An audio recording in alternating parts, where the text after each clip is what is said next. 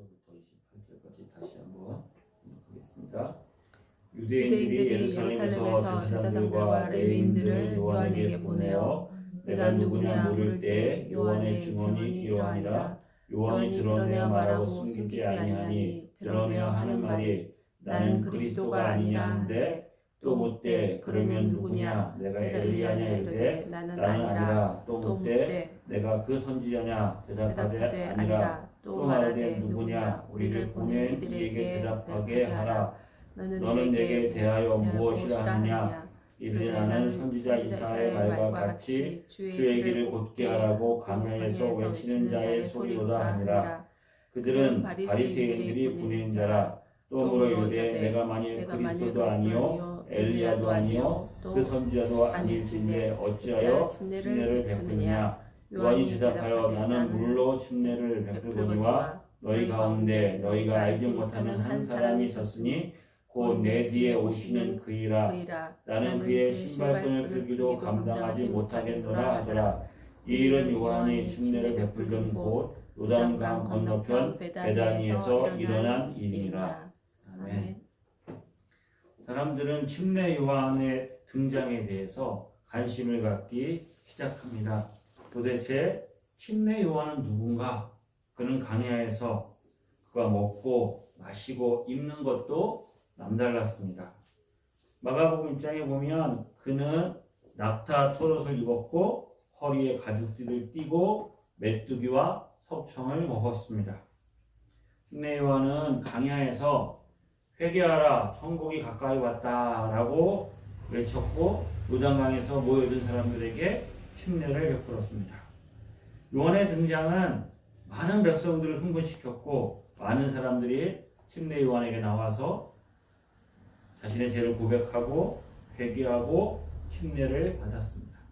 침례 요한의 등장으로 인하여서 가장 당혹하고 그리고 그것으로 인하여서 충격을 받았던 사람들은 당시의 종교 지도자들입니다. 유대인의 지도자들, 그들은 요한의 등장이 그들에게는 어떻게 다가왔을까요? 많은 사람들이 이제 요한에게 모여듭니다. 요한에게 사람들이 모여드는 것은 심상치 않습니다. 당시에 로마가 지배하고 있었기 때문에 지배층 식민지 사람들이 모여드는 것에 대해서 로마 당국은 아주 촉각을 세워서 감시했을 것입니다. 사회 불안을 야기시킬 수도 있었고 그 상황을 위험한 상황이다 라고 보았을 것입니다. 그리고 점점 요한의 인기가 높아지고 사람들에게 침례 요한에게 모여들수록 유대 지도자들은 자신들의 지도력이 자신들에게 권력이 약화될 것을 두려워하기 시작했을 것입니다. 이것을 그냥 일어나는 하나의 소동, 단순하게 지나가는 일로 치부하기에는 요한의 영향력은 너무나 컸습니다. 그의 말에는 권위가 있었고 그의 말은 많은 사람들의 마음을 찔러서 요한에게 나와서 자신의 죄를 회복하고 침례를 받게 만드는 일들이 일어났습니다. 그래서 유대인의 지도자들은 요한이 누구인지 알아보기 위해서 사람들을 보내서 요한에게 직접 물어보기로 합니다. 내가 누구냐? 한번 요한에게 가서 물어보라. 자신을 누구라고 말하고 있는지 한번 들어보자. 만약에 침례 요한이 선동가나 사람들을 미혹하게 하는 사람이라면 잡아가지고 그를 이제 제거하면 될 것이지만 정말 그가 선지자라면 성경에서 말하고 있는 선지자라면 아니면 그가 혹시 메시아라고 한다면 어떻게 하나? 그 자신들은 그 사이에서 고민하면서 사람들을 보내서 요한에게 당신은 누구입니까? 너는 너를 자신을 누구라고 말하느냐라고 물었습니다. 요한 사람들의 관심은 특별히 유대인의 지도자들과 종교 지도자들의 관심은 침례 요한이 누구인가에 대해서 관심을 가지고 있었습니다. 하지만 이것은 포인트가 잘못 맞춰져 있는 것입니다. 왜냐하면 요한은 주인공이 아니었기 때문입니다. 주인공이 따로 있었기 때문이죠. 정말 그들이 관심을 가지고 그들이 알아보고 그들이 알아야 될 존재는 그들은 발견하지 못하고 광야에 외치는 소리와 같은 침례 요한에게 집중하고 있었습니다. 그들을 향해서 요한이 뭐라고 말합니까? 26절에 요한이 대답하되 나는 물로 침례를 베풀거니와 너희 가운데 너희가 알지 못하는 한 사람이 있었으니 너희가 알지 못하는 한 사람이 있다는 것입니다. 너희가 내게 오고 나에게 주목하고 내가 누구냐고 알고 싶어 하지만 내가 누구인지는 중요하지 않다. 내가 누구인지를 너희들이 아는 것은 중요하지 않은데 너희가 정말로 알아야 되는 그분이 있는데 그분이 너희 가운데 계시는데 너희가 알지 못한다라고 요한이 이야기하고 있는 것입니다. 그들이 알지 못하는 한 사람, 그분이 누구입니까? 우리 주 예수 그리스도입니다. 정말 그들이 알아야 되는 진정한 주인공이 그들과 함께 있었는데 그들의 마음의 눈이 닫혀 있고 그들의 영적인 눈이 어두워져서 예수 그리스도가 오심에 대하여 그들은 알지 못하고 있었습니다. 아는 게 힘이다 라는 말이 있지요. 알면 도움이 됩니다. 그런데 모르면 더 좋은 일이 있습니다. 굳이 알 필요가 없는 일도 있습니다. 알면 좀 우리 삶이 편리해지는 일도 있습니다. 알면 좀 우리 가운데 손해를 덜 보는 일도 있습니다. 하지만 정말로 중요한 사실을 모르고 있다면 알아야 되는데 모르고 있다면 그것은 그의 삶에 치명적으로 영향을 끼칠 수 있는 일도 있습니다. 우리 몸에 어떤 질병이 자라고 있는데 우리가 그것을 알지 못하였다가 나중에 그것을 발견하게 되면 우리가 큰 어려움을 겪는 일도 있지요. 우리가 중요한 문제들은 알아야 되는데 그것을 알지 못하면 삶에 큰 영향과 치명상을 줄 수 있는 문제들이 있습니다. 우리 인생 가운데 우리 삶에 가장 치명적으로 알지 못하면 가장 크게 우리의 삶에 영향을 끼치는 것이 무엇이느냐? 그것은 바로 우리와 함께 하시는 주님, 우리와 함께 하시는 하나님을 알지 못하는 것입니다. 하나님을 알지 못하는 사람 할 때 대표적으로 떠오르는 한 사람이 있습니다. 그 사람은 누구입니까? 바로 야곱입니다. 야곱은 형 에서의 축복을 가로채기 위해서 어머니 리브가와 함께 아버지 이삭을 속여서 축복을 받아냅니다.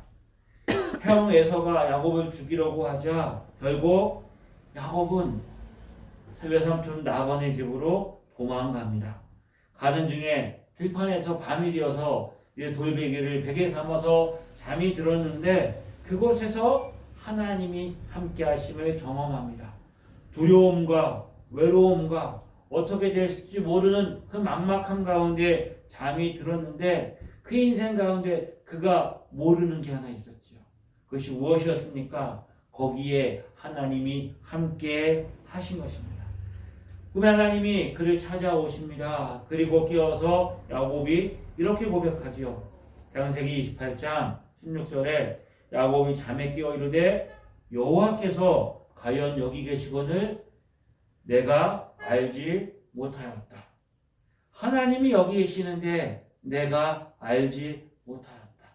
하나님이 야곱이 들판에서 홀로 외로이 있을 때에 함께 하셨던 그 하나님이 어떻게 말씀하십니까? 거기에만 그 순간에만 그때만 그와 함께 하신 것이 아니라 그가 어디로 가든지 하나님이 너와 함께 하실 것이라 약속하십니다. 내가 너와 함께 있어 내가 어디로 가든지 너를 지키며 너를 이끌어 이 땅으로 돌아오게 할지라. 내가 내게 허락한 것을 다 이루기까지 내가 너를 떠나지 아니하리라. 야곱은 알지 못했습니다. 야곱은 아버지의 집을 떠났을 때 그는 홀로 있었고 미래에 대한 불안함과 두려움을 가지고 있었고 그곳에 하나님이 함께 하신다는 것을 그는 알지 못했는데 하나님이 찾아오셔서 야곱에게 내가 너와 함께하고 내가 어디로 가든지 너와 함께할 것이다 말씀하십니다. 이와 같이 야곱이 아버지 집을 떠나서 삼손 나그네 집에 가는데 그의 삶에 어떤 일이 일어날지 모르는데 하나님이 함께 하심을 알지 못하고 그의 인생이 시작되었고 그 고단한 삶이 시작되었다면 야곱의 삶은 어떻게 되었을까요? 하나님을 알지 못하는 야곱의 삶에 대해서 우리는 상상할 수 없을 것입니다. 생명의 근원이시며 복의 근원이신 하나님이 우리와 함께 하신다. 우리가 많은 것을 몰라도 됩니다. 우리가 핸드폰에 수많은 기능이 있지만 그거 다 알지 못하지요. 그거 몰라도 우리의 삶에 조금 불편할 수 있을지 모르지만 살아가는데 아무 지장도 없습니다. 우리가 세상이 바뀌는 수많은 일들, 그 뉴스들, 그것을 따라잡기도 어렵습니다. 하지만 우리가 인생 가운데 많은 것, 아는 것보다 모르는 게 더 많지만 단 하나의 분명한 사실을 우리가 알아야 되는데 하나님이 나와 함께 하신다는 사실입니다. 야곱이 하나님이 과연 여기 계시거늘 나와 함께 하심을 알지 못했다라고 말했을 때 야곱이 정말 하나님을 몰랐을까? 전혀 하나님에 대해서 들어본 적이 없었을까? 우리가 잘 아는 대로 야곱의 아버지는 순종의 사람 이삭입니다. 그리고 야곱의 할아버지는 믿음의 조상 아브라함입니다. 이 연대를 따져보면 아마 야곱이 한 15살 정도 될 때까지 아브라함은 살아 있었습니다. 아브라함의 눈에 에서와 야곱이 얼마나 귀한 손주들입니까? 그지요? 자식보다 손주의 사랑이 더 크지요. 그런데 에서는 맨날 사냥한다고 밖으로 돌아다니는데 야곱은 집안에서 어머니를 도우면서 또 할아버지 주변을 맴돌면서 얼마나 재롱을 많이 피웠을까요? 그 아브라함이 그 야곱을 바라보면서 야곱에게 무슨 얘기를 해주었을까? 믿음의 조상 아브라함은 그가 경험했던 하나님에 대해서 이야기해 주었을 것입니다. 갈대아 우리에 있을 때 자신을 불러내신 그 하나님, 가나안에 왔을 때 겪었던 수많은 그 어려움 속에서도 나를 지키신 하나님, 그 가나안 땅에 전쟁이 일어났을 때 승리를 주신 하나님, 소돔 땅이 하나님 앞에 진노를 받아 멸망당했을 때 그 무시무시한 그 두려움, 그리고 백세에 대해서 이삭을 낳았고 그 모리아산에서 하나님이 여호와 일이 하나님을 경험하게 하셨던 그 모든 일들을 아브라함은 야곱에게 이야기해 주었을 것입니다. 야곱은 그 하나님에 대한 알미 있었기 때문에 하나님으로부터 복을 받기를 원했어요. 그래서 아버지도 속이고 형도 속여서 축복을 받아냅니다. 그만큼 하나님에 대해서 그는 알고 있었지만 그의 하나님을 아는 지식은 제한되어 있었고 한계가 있었고 그의 삶에 어디로 가든지 함께 동행하신 그 하나님이라는 믿음의 고백을 하지 못하고 있었던 것이지요. 가장 최고의 신앙 고백을, 신앙 교육을 받았던 야곱이었지만 정작 홀로 있을 때 정말 자신에게 정말로 하나님이 필요한 그 순간, 하나님을 찾고 하나님을 만나고 하나님과 함께 해야 되는 그 순간 하나님이 함께 하심을 알지 못했습니다. 예수님이 십자가에 죽으시고 장사 지낸 바 되었습니다. 많은 제자들이 뿔뿔이 흩어졌지요. 예수님 분명히 제자들에게 내가 예루살렘에 올라가면 고난을 받고 십자가에 죽고 사흘 만에 다시 살아날 것이라고 말씀하셨습니다. 그 사실은 제자들만 알고 있었던 것이 아니라 당시에 유대인의 종교 지도자들도 대제사장들도 그것을 알고 있었기 때문에 병사들로 알고 무덤을 지키게 했지요. 하지만 예수님이 장사되었을 때 제자들은 뿔뿔이 흩어졌습니다. 두 사람이 예루살렘을 떠나서 엠마오로 내려갑니다. 엠마오로 내려가는 그들에게는 큰 슬픔과 두려움이 있었습니다. 낙심하며 그리고 그 마음속에 불안함을 가지고 내려가면서 예루살렘에서 있었던 이야기들을 나누며 내려갑니다. 예수님이 사흘 만에 부활하신다고 말씀하셨는데 정말 그 일이 일어날 수 있을까? 아니야. 예수님 십자가에서 그렇게 돌아가셨는데 그러면서 그들은 터덜터덜 엠마오로 내려갑니다. 그런데 엠마오로 내려가는 그들에게 예수님이 가까이 오십니다. 그런데 그들의 눈이 가려져서 예수님인 줄 알지 못합니다. 그리고 그들에게 예수님이 묻습니다. 너희가 무슨 이야기를 하느냐? 대화를 나누시고 그리고 예수님이 십자가에서 죽으시고 부활하실 것에 대하여서 말씀하신 것을 그들에게 가르치시고 떠날 때 그들이 눈이 밝아져서 그와 동행했던 그분이 부활하신 예수님인 것을 알게 되고 엠마오로 내려가던 발걸음을 돌이켜서 예루살렘에 올라가서 내가 부활하신 예수님을 만났다고 증거하지요. 우리와 함께 하신 예수님, 하나님 우리와 함께 하신다는 것을 우리가 알고 믿게 되면 우리의 삶에 어떤 일들이 일어날까요? 먼저 우리는 우리의 삶의 주인이 내가 아니라는 것을 알게 되죠. 침례 요한이 그렇게 말하잖아요. 나는 메시아도 아니고 선지자도 아니다. 나는 강야에서 외치는 소리와 같다. 장차 내 뒤에 오시는 분이 계시는데 나는 물론 침례를 베풀지만 그는 불과 성령으로 침례를 베풀 것이고 나는 그의 신들매 매기도 감당할 수 없는 사람이다. 라고 그는 고백하지요. 나는 메시아가 아니다. 그리스도도 아니고 엘리야도 아니고 선지자도 아니고 강야야 외치는 자의 소리다. 그는 그가 누구인지 알았기 때문에 겸손할 수 있었습니다. 많은 사람들이 그에게 모여들었고 그에게 와서 죄를 회개하고 침례를 받고 그의 인기와 명성이 높아지고 제자들도 따르는 제자들의 무리도 생겨나고 그럼에도 불구하고 그는 절대로 자신이 넘어야 될 선을 넘지 않습니다. 겸손하게 자신을 낮추고 자기 자신이 누구인지를 분명하게 인식하고 있어요.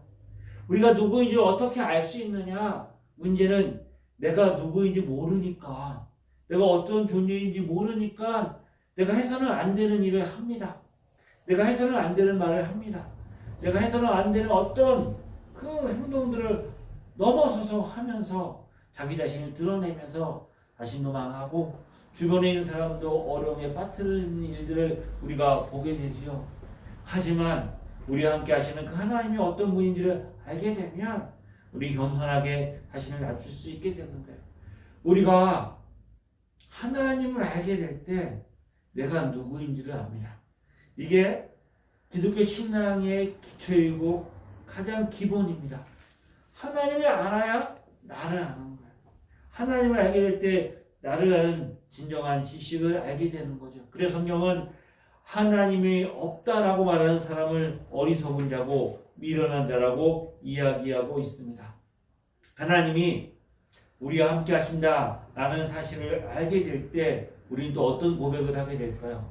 내 삶에 일어나는 모든 일들이 하나님의 손에 있다는 것을 인정하게 됩니다.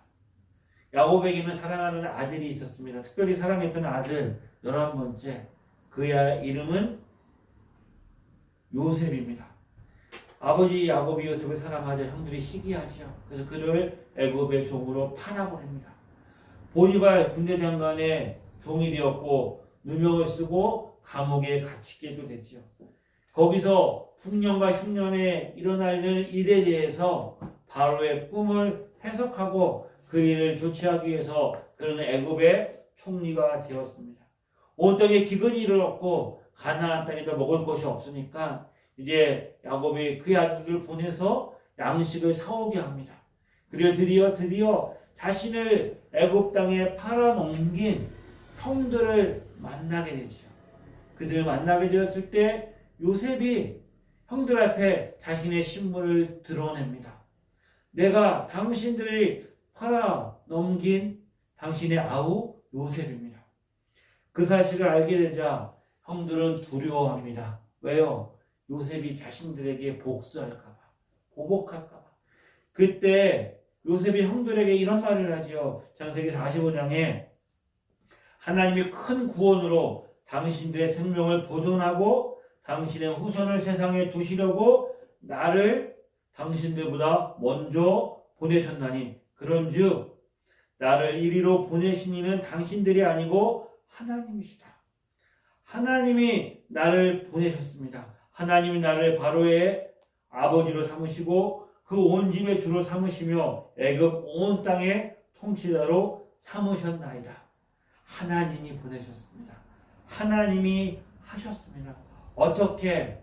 자신을 팔아넘긴, 죽이려고 하고 팔아넘긴 형들에게 그의 힘을 가지고 복수할 수 있었고 보복할 수 있었는데 그러지 않고 넘어갈 수 있었을까? 이 모든 일들을 누가? 당신이 나를 종으로 팔아넘긴 건 사실이지만 이 숨겨진 이면에는 하나님의 당신과 당신의 가족의 생명을 보존하고자 당신의 우선을 보존하고자 나를 먼저 이곳에 보내신 것입니다. 하나님이 하신 일인데 모든 일을 협력하여 선을 이루시는 하나님이 하신 일인데 야곱이 어떻게 이런 고백을 할 수 있었을까요? 그의 인생에 어려운 고비마다 야곱이 광야에 홀로 있었을 때처럼 그가 간수의 그 보디발의 집에 종으로 팔려갔을 때에도 여호와께서 요셉과 함께 하심으로 그가 형통한 자가 되었도다. 그가 감옥에 갇혔을 때도 여호와께서 요셉과 함께 하시고 그 인자를 더하셨도다. 하나님이 요셉과 함께 하셨다. 하나님 요셉과 함께 하셨지요. 어렵고 힘든 고난 속에서도 하나님이 함께 하심은 요셉을 경험해왔고 이 모든 일들이 하나님의 손에 있었다. 어떤 순간에도 하나님 나를 버리시거나 떠나시거나 하나님의 은혜 안에 있지 않은 순간이 없었기 때문에 그는 형들을 원망하고 그는 형들에게 대해서 복수하려고 하지 않고 그 순간에도 낙심하지 않고 그 모든 일들을 하나님의 은혜 안에서 받아들일 수 있었던 것이지요. 많은 사람들이 주님이 우리와 함께 하시는 것은 분명한 사실인데 너희 중에 하나님이 함께 하심을 알지 못한다라고 말했죠. 그런 것처럼 우리의 삶에 하나님이 함께 하심을 알게 되면 우리 어떤 순간에도 감사하며 기뻐할 수 있게 될 것입니다. 아멘. 어둠 가운데도 죽음 가운데도 소망을 갖게 될 것입니다. 우리가 이 세상에 존재하는 그 순간에도 하나님과 함께 하셨고 지금 이 순간에도 하나님 나와 함께 하시고 영원까지 하나님은 나와 함께 하실 것입니다. 하나님 우리와 함께 하셔서 뭘 하실까요? 하나님 우리와 함께 하셔서 어떤 일을 하실까요? 하나님 우리와 함께 하셔서 우리를 돌보십니다. 아멘. 하나님 우리와 함께 하셔서 우리에게 힘을 주시고 우리를 인도하시고 우리를 붙드시고 우리와 함께 하셔서 우리에게 소망을 주실 것입니다. 그러므로 우리 인생 가운데 하나님이 함께 하신다라는 것을 굳게 붙잡으면 홀로 있을 때에도 두려움과 낙심과 근심에 사로잡힐 때에도 우리는 그것에 사로잡히지 않고 믿음으로 소망을 붙들며 승리할 수 있을 것입니다. 아멘. 그러므로 우리가 알아야 하는 것, 우리가 반드시 알아야 되는 것, 우리 가운데 계신 하나님, 우리 가운데 계신 주님, 임마누엘, 주님으로 오신 예수 그리스도의 은혜, 그래서 우리가 분명하게 알고 붙들고 그리고 그와 함께 동행하는 삶을 살아야 하는 것이죠. 하나님 지금 이 시간 우리와 함께 하셔서 우리 예배를 바르십니다. 우리와 함께 하셔서 우리의 상한 마음을 고치십니다. 우리 아픈 마음을 위로하십니다. 우리 약한 심령 가운데 힘을 주십니다. 우리의 슬픈 마음 우리를 주님께서 위로하시며 우리의 상한 영혼과 육신에게 치유의 영을 부으셔서 우리를 고치시고 회복시켜 주십니다. 그 주님으로 말미암아 우리는 기뻐할 수 있고 그 주님으로 말미암아 우리는 새 힘을 얻을 수 있고 그 주님으로 말미암아 우리는 앞으로 나아갈 수 있습니다. 단 한 순간도 우리가 어느 때 어느 자리에 있다 할지라도 우리는 혼자인 적이 없습니다. 우리는 혼자인 적이 없습니다. 앞으로도 우리는 결코 혼자인 적이 없을 것입니다. 아멘. 지금 우리와 함께 하신 그 하나님이 영원히 우리와 함께 하십니다. 기도하시겠습니다. 아멘. 참 좋으신 하나님 아버지, 우리 눈을 열어 우리와 함께 하신 하나님을 바라보게 하여 주옵소서. 아멘. 그런 지식으로 하는 그 지식이 아니라 우리의 삶에 함께 하신 하나님을 경험하며 누리게 하여 주옵소서. 하나 우리 현장 가운데 우리의 삶의 자리에서 때로는 막막하고 힘들고 정말 하나님의 기적이 필요한 현장들이 있습니다. 하나님 놀라운 능력의 손길이 필요한 자리가 있습니다. 하나님 외면하지 마시고 하나님 그곳에 하나님의 능력과 하나님의 영광을 부으셔서 하나님 우리와 함께 하시는 증거들을 보게 하여 주옵소서. 아멘. 치유가 일어나게 하시고 회복이 일어나게 하시고 기적이 나타나게 하여 주옵소서. 아멘. 특별히 아버지 하나님 이대만 집사님에게 특별한 능력과 하나님의 기적의 역사가 나타나셔서 아버지는 그가 치유되고 회복되어 질 수 있도록 모든 가정 가운데 하나님 함께하여 주시옵소서. 아멘. 예수님의 이름으로 기도드립니다. 예수 그리스도의 아멘. 은혜와 하나님 아버지의 크신 사랑하심과 성령의 감화 감동으로 교통하심이 우리와 함께 하나님과 함께 인생 끝날까지 동행하기를 소망하는 주의 자녀들 위해 영원토록 함께 하시기를 간절히 축원하옵나이다. 아멘.